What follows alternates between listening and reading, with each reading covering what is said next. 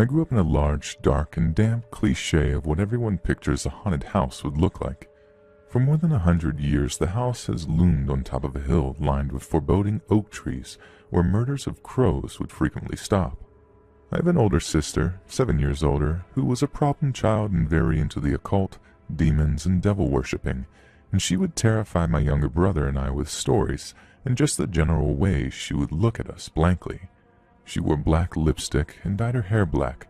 When she turned about 13, she became even more rebellious, and she would run away and be missing for weeks and months. She was the one who originally introduced my brother and I to the Ouija board. My mother was an alcoholic, mentally ill. She was bipolar and was suicidal, in charge of watching us kids while my dad worked the night shifts and many times double shifts. To say our home had a bad energy would be an understatement. We would later learn the dark history of our home from the 90-year-old woman across the street. Mrs. Looker told us that our home was built as a home for unwed mothers, and so many births, deaths, and abortions, at the time this was very much frowned upon, happened there over the years. It served that purpose for about 20 years until it was forced to be shut down, and then was sold into a family who lived there until 1970, when my father bought it for an unbelievable price. He still lives there today. The first prefacing experience is the one that I only very vaguely remember, but my mom has told me in full detail many times, and my dad, who doesn't believe in ghosts, also corroborates. My mom was outside sunbathing and my sister was inside with a friend of hers. I went into the kitchen and grabbed a butter knife and was holding it in a fist with the tip pointed to the ground when I slowly walked into the living room where my sister was playing with her friend. I had a blank look on my face and was shaking and kept repeating that, "Mommy needs help. She is fighting the devil across the street in a tunnel." My sister yelled for my mom and she came into the house and asked me what was wrong, and I just kept repeating, "Mommy needs help.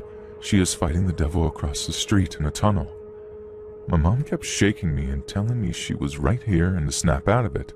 She said I was in that state for about an hour, where I was just staring off into nowhere, and finally I snapped back into reality and acting normal but didn't remember anything. My mom was convinced I was possessed. Later that night, when it was bath time, she noticed I had 3 bad burn marks on my shoulder, and that she says looked like they were from the claws of a demon.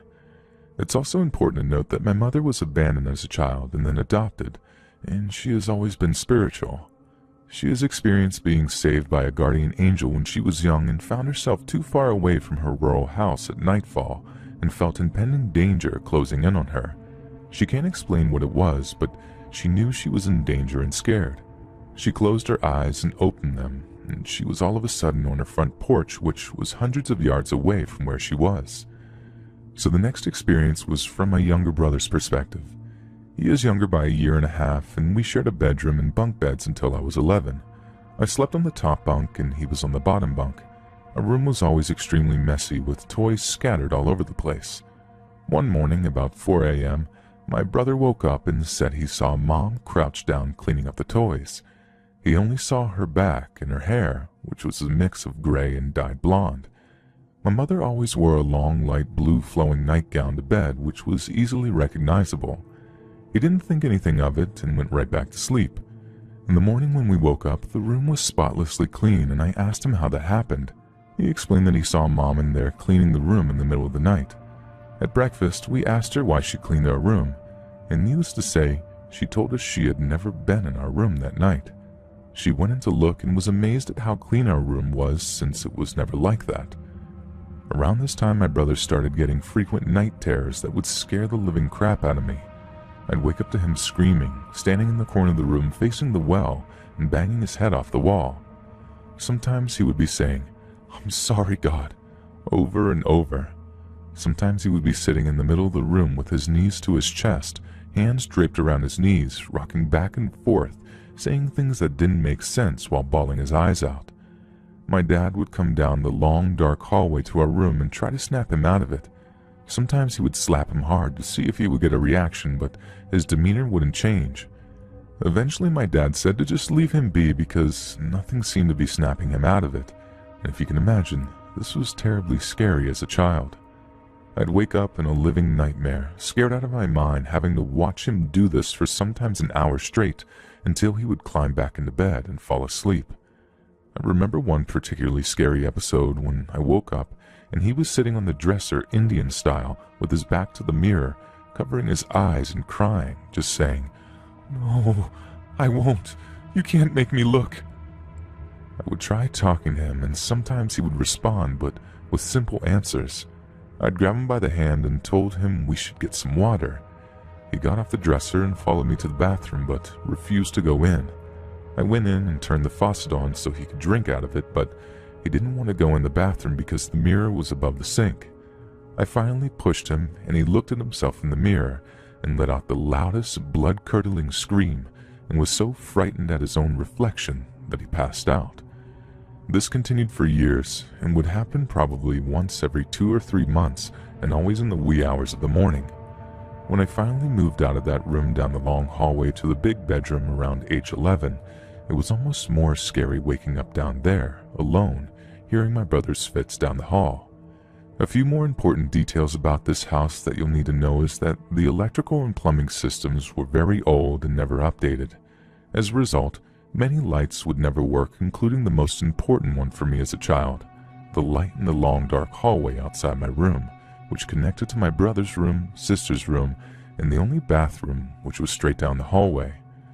When my brother was having his fits, I'd open the door and reach my hand out to flick the light switch on, but it would rarely work.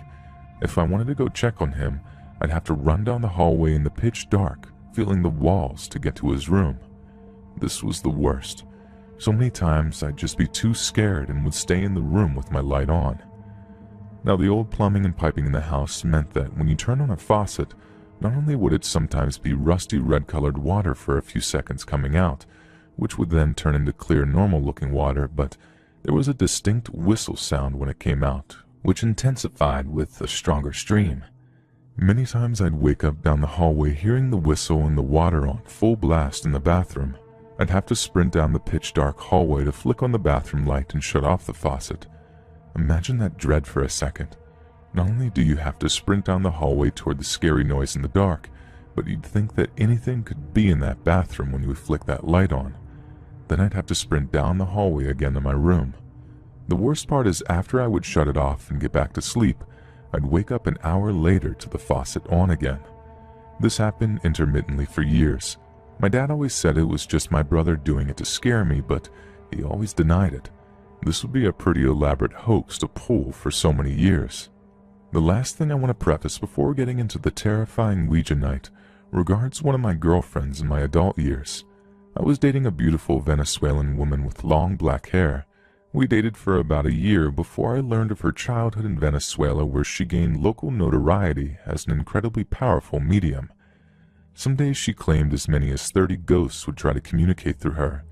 It got so bad that her mother had to take her to Zimbabwe to a witch doctor who was renowned for being able to reverse or suppress the powers that mediums have when it gets too overwhelming for them. I know, I couldn't believe it either, but when I met her mother, she told me the whole thing, and she cried while telling it. My girlfriend also showed me the scars on her ankles, knees, and wrists, tiny little slits that I never noticed before, where the witch doctor cut her to drain some blood for the ceremony. How did this topic of her being a medium come up? We were staying at a friend's house for his annual party where we'd play drinking games, hit up his pool, do a bonfire, and then go gambling on horses. Everyone stayed in the house, but my girlfriend and I brought my new tent and blow-up mattress and stayed in his backyard. It was a pretty rural area, and his backyard adjoined to a big cornfield. In the morning, we were pillow talking, and I thought she was just trying to scare me when she said, "Did you hear the little girl outside the tent last night?" I played along and said, "Yeah, that was creepy, right?" She said that she circled around the tent a few times and then ran into the cornfield. The whole day, I didn't think anything of it because I thought we were just playfully trying to scare each other in the morning. Later that night, I told my friend Mark, who owns the house, that my girlfriend had heard a little girl hanging around her tent. His face went white and he said, "Wait a minute.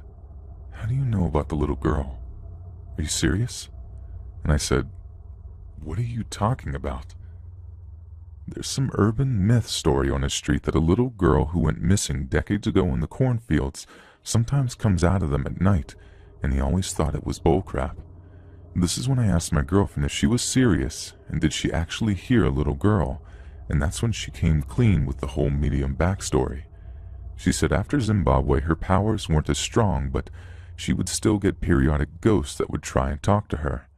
After I corroborated her crazy childhood medium story with her mom, I brought her to my dad's house where I grew up so she could meet my dad, and she could only stay in the house for a few minutes before she had to leave.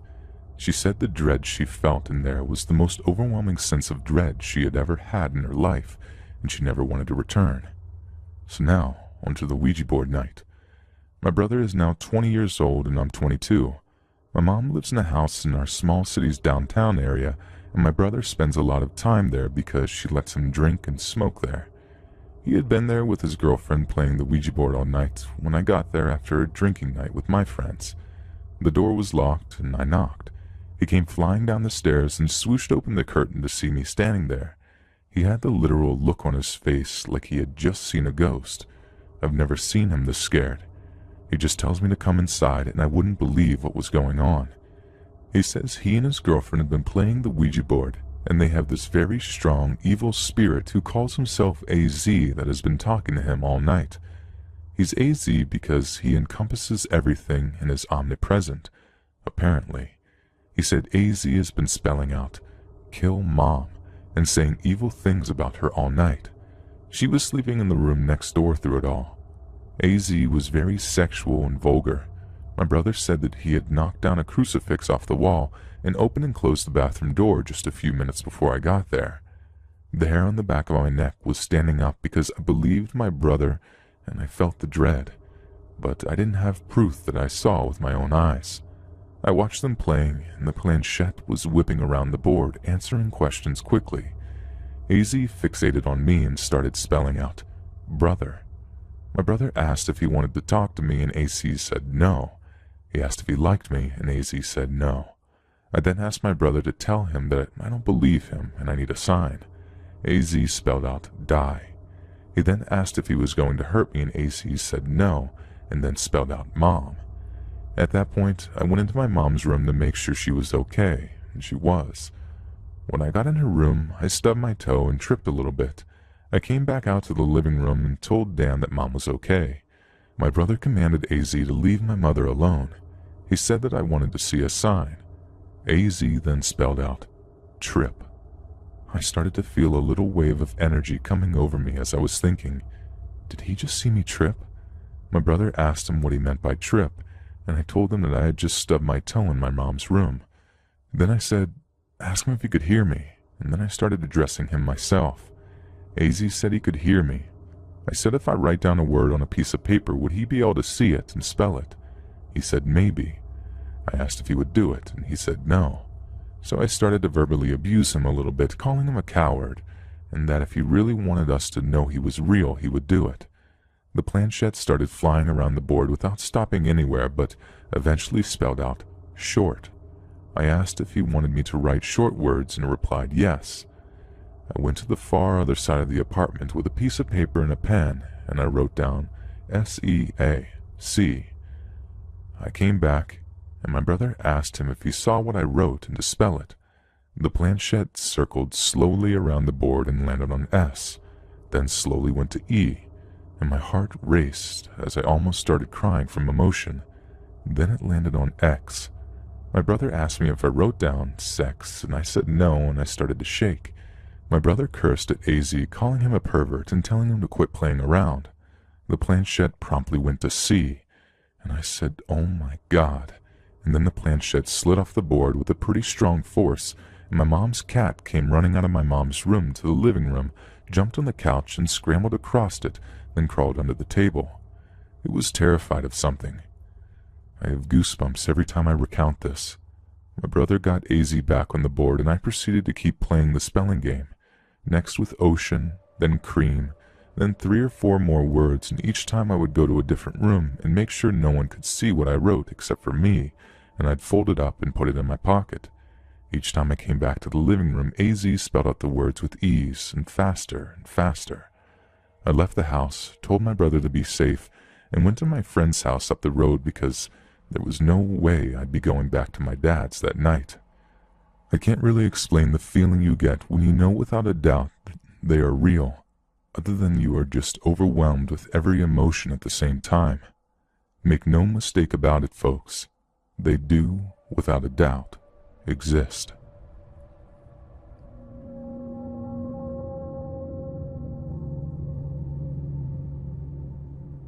Last summer, a friend and I were playing video games at around 10 at night, and we were getting bored and wanted to do something exciting, go on an adventure of some sort. Now, I live in rural Ireland where there isn't much to do for teenagers. We'd usually get our parents to drop us into town, but it was too late for that, so I thought it might be a good idea to venture down to Wilton Castle, an old medieval castle that's now in ruin. It's said to be heavily haunted and dangerous, but due to our adventurous traits, we decided to go anyway. Quick history of Wilton Castle. The castle was built on land by a young man as a reward after he saved King Henry III from a bear attack whilst hunting in a woodland in rural England. And when the young man refused to give up his Catholic religion, the land was confiscated. A family by the name of Butler were granted the estates and were to remain owners of the estate until the arrival of Oliver Cromwell in 1649. Oliver Cromwell was said to have used the cells under the castle as interrogation and prisoner cells where him and his men butchered, mutilated, and destroyed innocent Catholics inside. The ghosts of prisoners are said to roam the forest near the grounds and in the chambers where they wander mutilated and bloodied. Following Cromwell's reign, the land was given to an officer in Cromwell's army who complained wolves were wreaking havoc in the district, who eventually sold it to the Alcock family, the final owners of the castle. Apparently, one of the final duels in Ireland took place on the grounds during 1807, where William Alcock decided to duel his rival electorate candidate and once childhood friend, in which he ended up winning and shooting his friend through the heart. The guilt got to his head, and he eventually ended up in a mental asylum, another abandoned landmark near my home, only it's partly inhabited. There's a story told that a certain Harry Alcock died in 1840, and on the anniversary of his death, a ghostly carriage would come down the castle driveway, and his ghost has apparently been seen on the road surrounding the castle. Another story was of Captain Archibald Jacob, a magistrate during the 1798 rebellion, and also a tyrant and later murderer whom fell from his horse near the castle, is said to haunt the grounds, although reports of an exorcism during the early 1900s was said to have taken place, which may have removed his spirit. In March 1923, the castle was burnt to the ground by IRA arsonists whilst some of its owners were on vacation. Inside were 2 butlers and an apparent young aspiring actress. All 3 were killed in the flames, and their ghosts have said to roam the inside, especially the actress, who is said to stand on the balcony ready to jump, which she hesitated to do on the night of the fire. Following this, the castle remained in ruin until recently, where plans were made to turn part of it into a small hotel, but we wanted to visit whilst it was still empty and dead.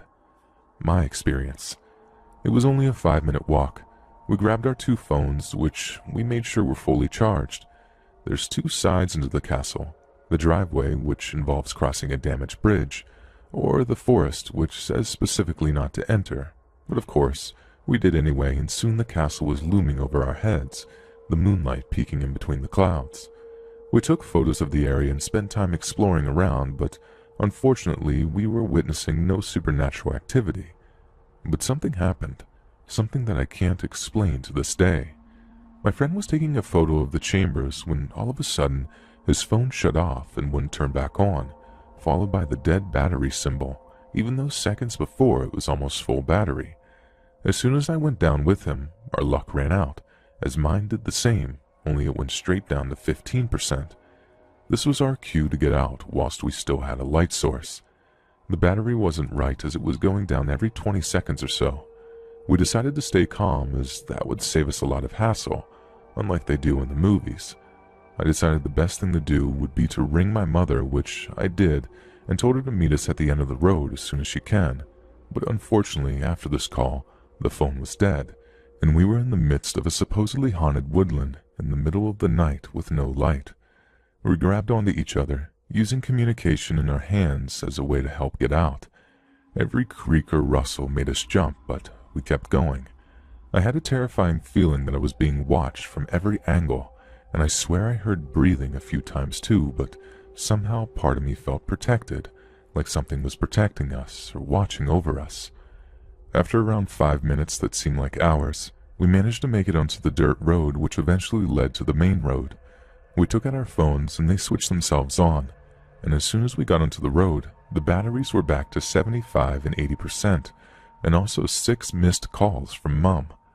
I didn't know which was scarier, but oh my God, as soon as we got into the car and back to Mom, it was the biggest relief I've ever felt in my life. As soon as we arrived back home, we stuck on 2 cheese pizzas and watched reruns of Seinfeld for the rest of the night. But wow, what an experience.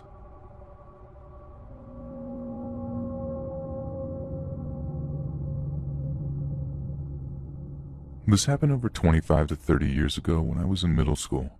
We lived out on 7 acres of pecan orchards surrounded by farm fields in a very rural area outside of a small town in coastal Alabama. The house sat right in the middle of the property and had a screened-in porch on the back. We had a couple of horses, several dogs, 2 cats, and some hamsters. The cats were mostly indoors, but they went out occasionally and sometimes didn't come back in till the next day.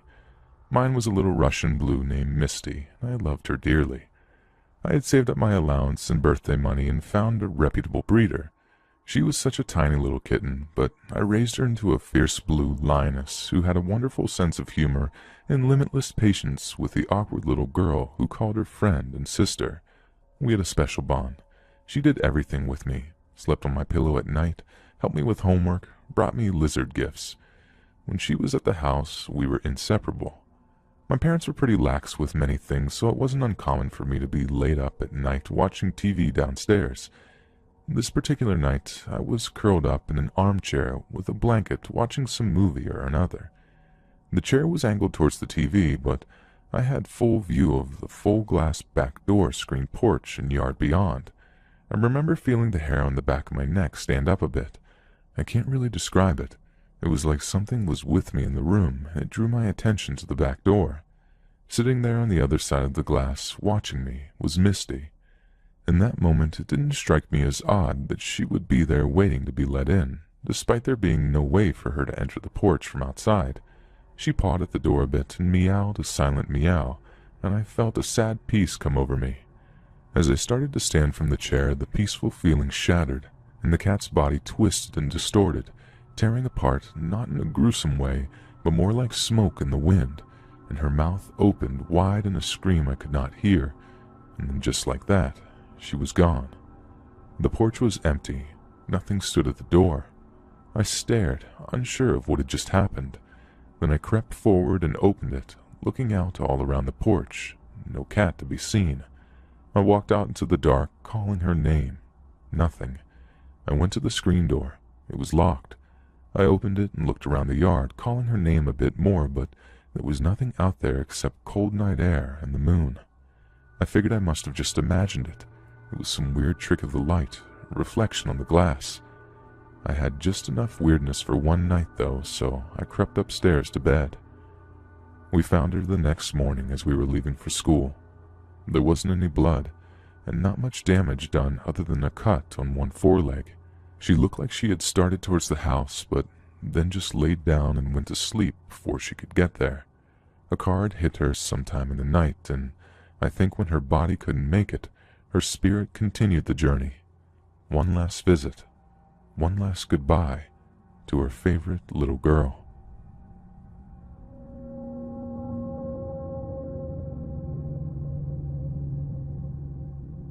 Something very weird happened to me in 2012, and I'm finally ready to talk about it.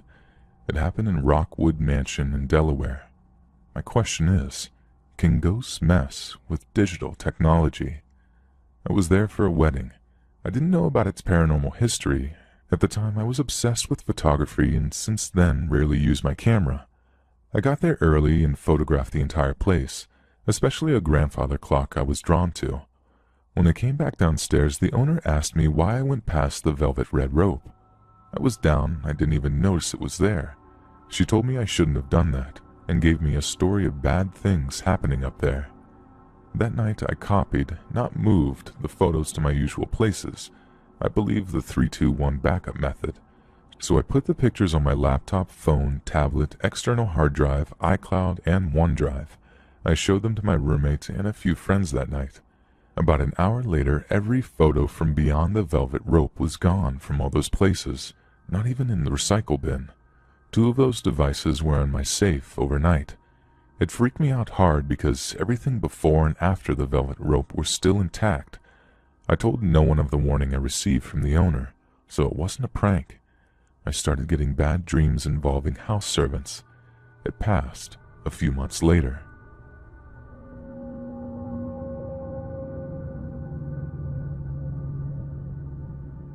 My mom loves going to garage yard sales.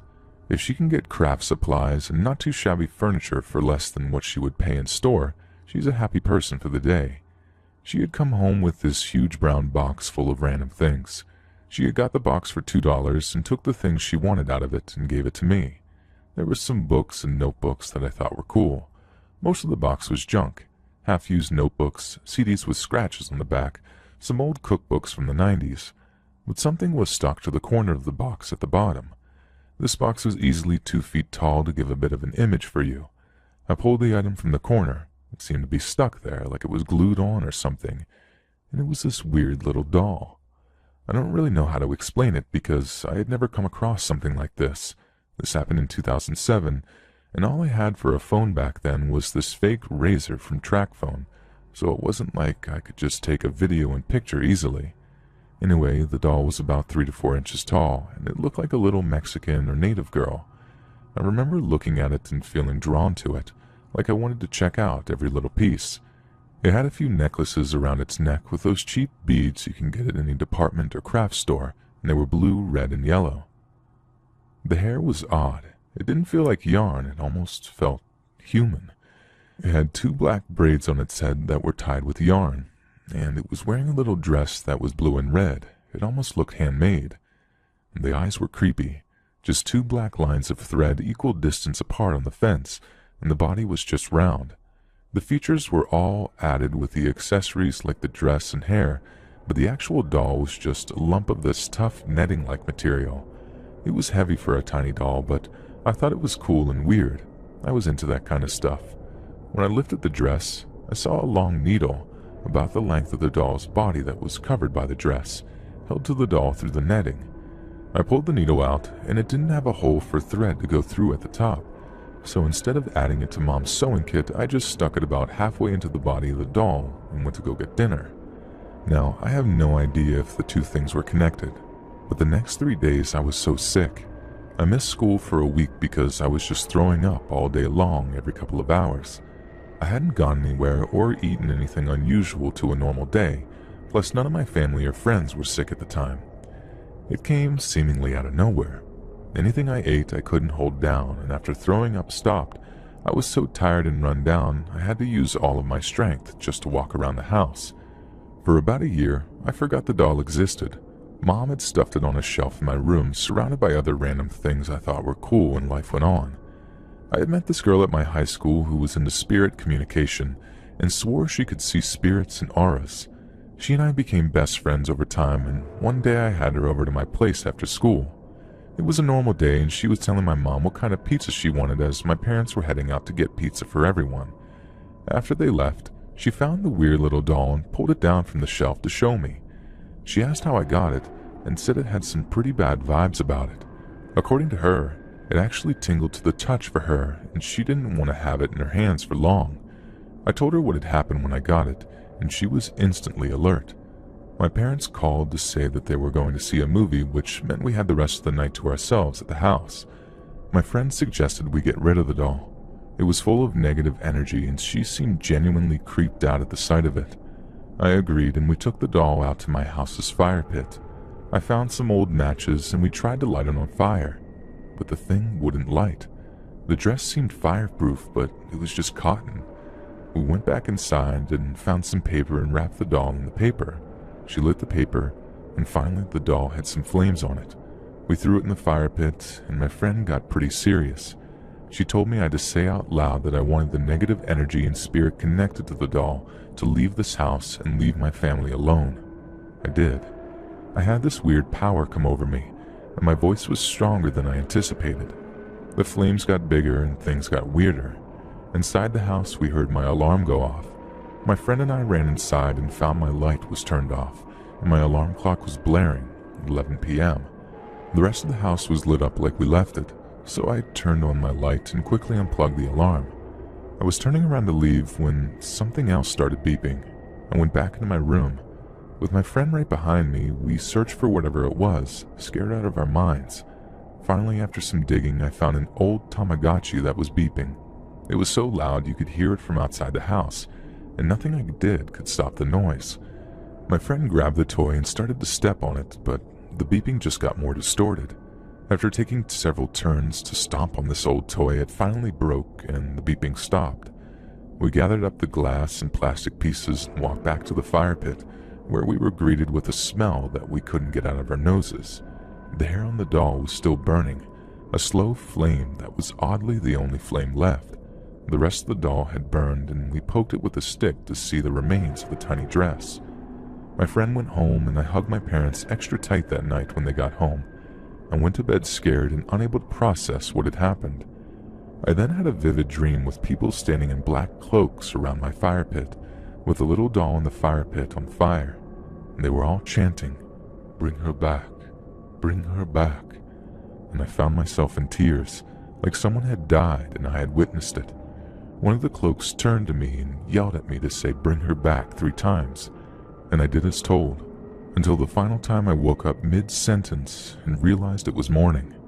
I went back out to the fire pit that morning to find nothing in it but those cheap-colored beads and 5 rusty nails all grouped together, like they were stuck or glued in a bundle. Over the next year, my dad lost his job. My parents had to file Chapter 13 so they wouldn't lose the house due to the credit card debt that they now couldn't pay. My mom's card was smashed after she hit a deer while driving home. I have no idea if we did it right, as we were just some creeped out 16-year-olds, but that was one of the scariest moments of my life. Everything I have said in this post is true. Has anyone else dealt with some voodoo dolls or possessed anything? I'll never forget this experience.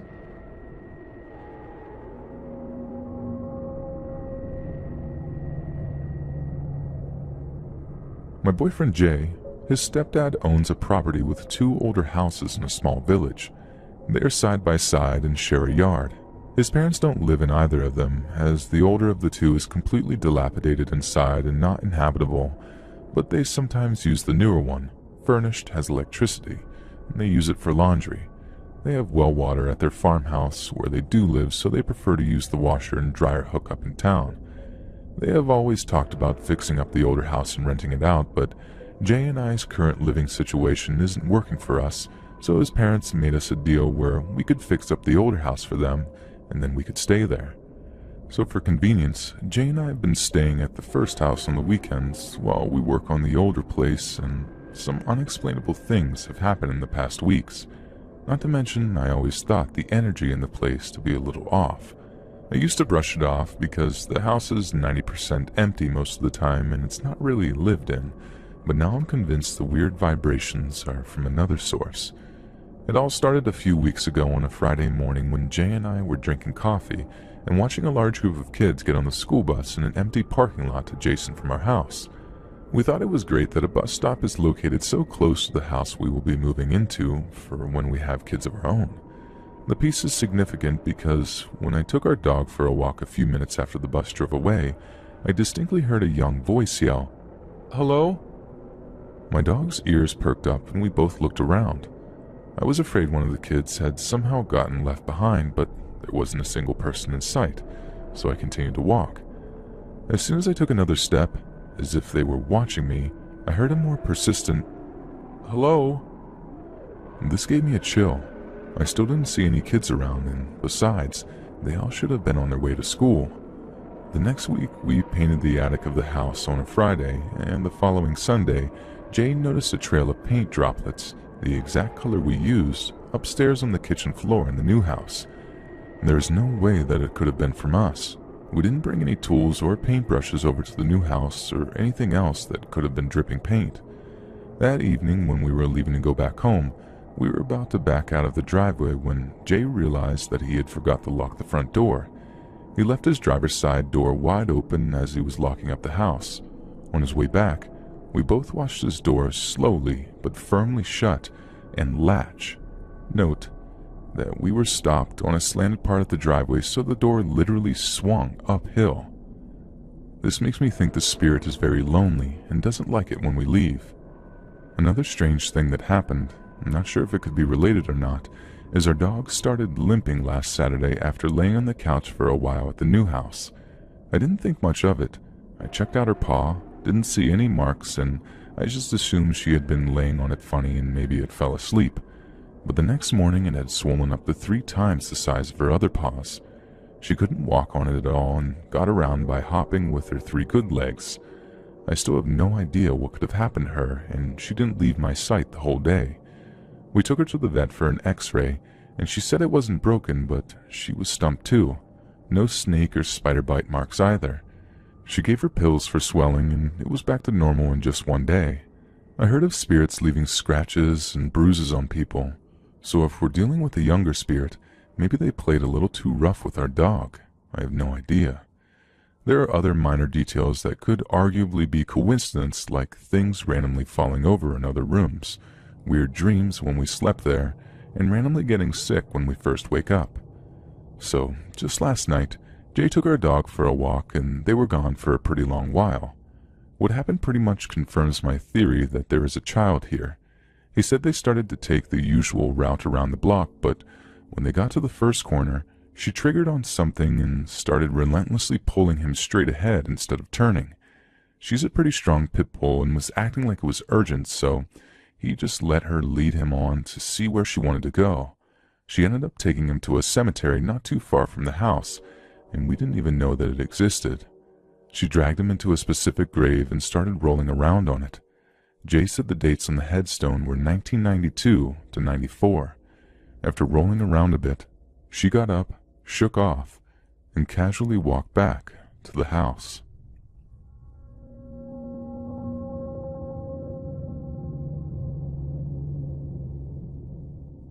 One night at my old apartment I used to live at, I was sitting in the living room watching TV with my dog, who was laying near me on the floor. Suddenly Max started growling.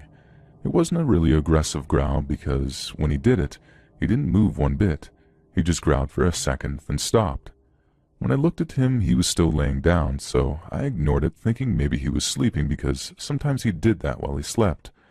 A few minutes into the show, Max's ears stood straight up. Then he started growling more aggressively, and this time he got up and walked towards the hallway. I looked towards the hallway, wondering what the heck he was growling at, and then almost instantly he started barking like crazy. I got up and went to look down the hallway and didn't see anything. The room door was open as I left it, and the bathroom door was closed, so I really didn't understand what he was barking at. I decided to go check the room to see if maybe something fell and he had heard it, but I didn't. As I'm walking down the hallway and get close to the room, Max stopped barking. At this point he was behind me, so I turned around and looked at him and said, "Oh, now you're done barking?" and called him to come to me. Max wouldn't budge though. I don't know what it was, but he wouldn't come into the hall, and usually he follows me everywhere I go. So I started walking back towards him, and as I'm about to say what's wrong, the bedroom door slammed shut, and Max started barking aggressively again. Needless to say, I was freaked out because at the time in my mind, I knew absolutely nothing could have slammed that door as hard as it had slammed. I grabbed Max's leash and went for a long walk until my roommate got home from work. Once my roommate got back, we went into the room together and couldn't find anything that would have slammed the door. The windows were shut and locked as usual. The air wasn't on. Nothing fell towards the door. It was weird and creepy, and even though we couldn't find anything, my roommate believed me. Later that night, I asked her why she believed me so easily, and she said, "Because when we first moved in, I put a bowl face up on the counter in the middle of the counter, and when I walked away, I heard what sounded like a dish being placed on a surface, but ignored it. When I went back into the kitchen a few minutes later, the bowl was face down in the middle of the kitchen on the floor. I never said anything, though, until now. Needless to say, we moved.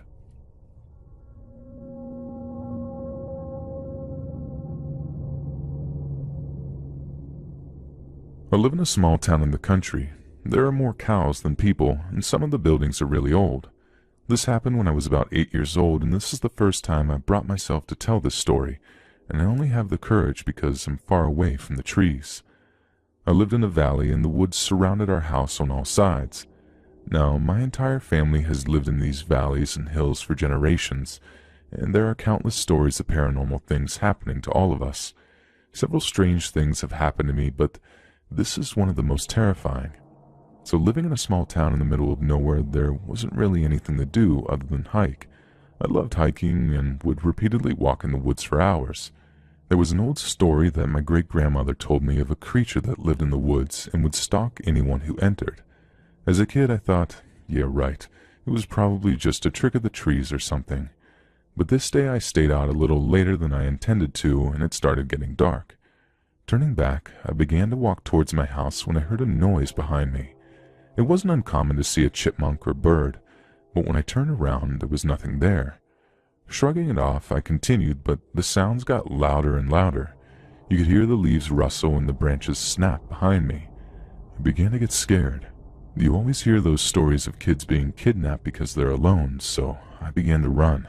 Not the smartest because I tripped over a branch and fell, skinning my knee pretty bad. Turning around quickly, I thought I was done for, but there was nothing behind me, just trees and leaves. It was dead quiet, even the wind wasn't rustling the leaves, and there wasn't a single bird singing. Feeling pretty silly, I got up, brushed myself off, and turned to walk the rest of the way home, when I saw it. To this day I don't know what it is, or what it was. It wasn't a bear. It wasn't a deer. I live in the country and I know what they look like. This thing was in the distance, staring at me. It was covered in fur and had these piercing white eyes, and would look like horns or antlers protruding from its head. It knew I saw it because it smiled, and I swear all of its teeth were like sharp fangs. I instantly wanted to scream and run, but when I looked into its eyes, I was frozen. I couldn't even blink, let alone scream. I could only stand there, dumbly, as it got closer and closer. The closer it got, the more bony it looked. Its limbs were long, and it looked starved. It stank like rotting flesh, and I felt like crying, but I couldn't. I honestly thought I was done for until it stopped. Its head tilted, and it just looked at me, then turned and walked away. When it left, I could move again, and when I thought I could walk without falling, I ran home. I shut myself in my room and bawled my eyes out for hours. I didn't go back in the woods for years, and even now I'm wary of it. I don't know what it is or why it was there, but I got the message loud and clear, and stay away. That happened well over 10 years ago, and really the only major experience I had in the woods, until recently. Now growing up, I've seen more strange things in the woods than I can count, but most of them aren't anything to be concerned with, except recently, something dark has been moving in the woods. It looks like a man sometimes, but will change its shape. It ducks in between trees and hides just on the edge of where the woods are. I thought it was crazy, but my close friends have seen it too. This thing seems to give off an evil feeling. One of my friends were pushed down a hill and swears that she saw this dark entity out of the corner of her eye when it happened. Another of my friends swears they heard laughter coming from the trees. This thing gives me the creeps. I'm not sure if this shadow man is the same creature that I saw, or it was a Wendigo or something, but it definitely isn't friendly. Does anyone have any idea of what this thing is? Is it the Wendigo, or are they two different entities?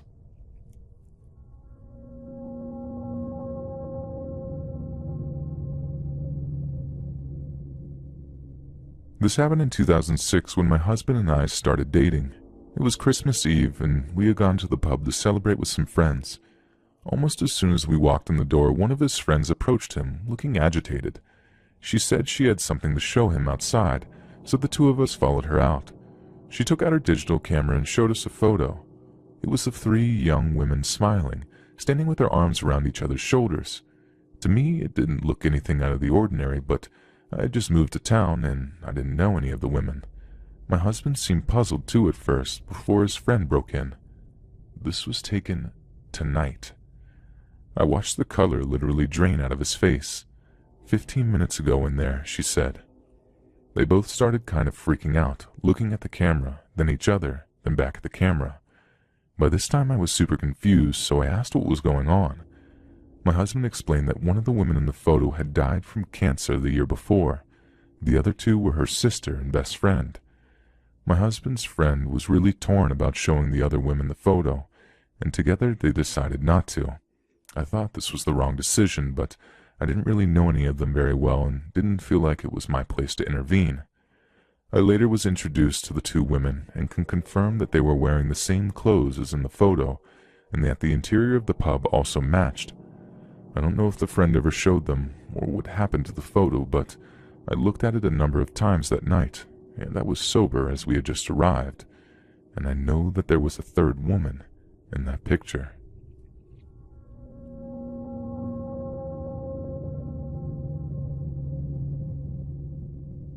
So, I'm an alien geek. I like the idea of aliens and think it's cool to think of how big the universe is and all of that. However, I'm pretty skeptical that there are beings visiting us just to mess with our crops, mutilate some cattle, and probe us and peace out. I know that there are other reasons and theories behind visitations, but dang, why don't we have more concrete evidence? All that being said, I remain an alien geek enough that I took a 2-hour-long detour while driving my family from Las Vegas to Salt Lake City to drive by Rachel, Nevada and see Area 51. We wanted to get some souvenirs at the little ALE Inn and head on our way. We were running late, so by the time we got back on the Highway 93 to head back up into Utah, it was probably about 10 p.m. and super dark outside, but the stars were bright because there is nothing out there. We were probably 60 miles from the last car we had seen in Rachel, and that is when we saw something. The whole encounter probably took a minute and a half. First I saw a horizontal arc or a semicircle of about 12 lights that flashed on and were brighter than anything else in the sky. When I saw them, I just yelled at my wife, "What am I looking at?" She just gasped and questioned further. The semicircle sequentially blinked off after a few seconds, and we were left questioning. It was below the scattered clouds, and I started guessing as to what it could have been. Maybe airplane flares, but they didn't seem to be moving. Of course, being the hopeful skeptic that I am, my eyes are glued to the sky. About 20 seconds later, I see something darkening the clouds in front of us, like I could see it swoop in front of the stars.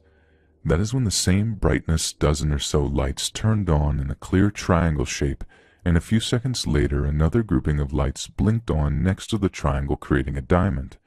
The diamond shape was not connected to the triangle, and it seemed to be static since it was shining through a light cloud. Mind you, these second lights were clearly surrounded by a cloud, but they were not dimmed at all by the cloud. Both shapes were perfectly symmetrical and seemingly facing us, the only people within 50 miles. These lights tracked with us for about 15 seconds, and I yelled at my wife to grab the phone for a camera. Almost the instant she brings up her camera, the lights go out. We see another flash far above the clouds a few seconds later, but they're gone. My question is, what on earth did I see in the middle of the Nevada desert 2 days ago? Dozens of high-altitude, well above cloud level drones? Is that a thing? What kind of aircraft makes geometric shapes and intensely bright light formations? Government testing of aircraft in the middle of the night just to mess with travelers? If it was a single aircraft, it was massive since it was mingled with the clouds when it made the diamond formation. I just had to write this all down because my wife is getting tired of me geeking out about this for the past 48 hours.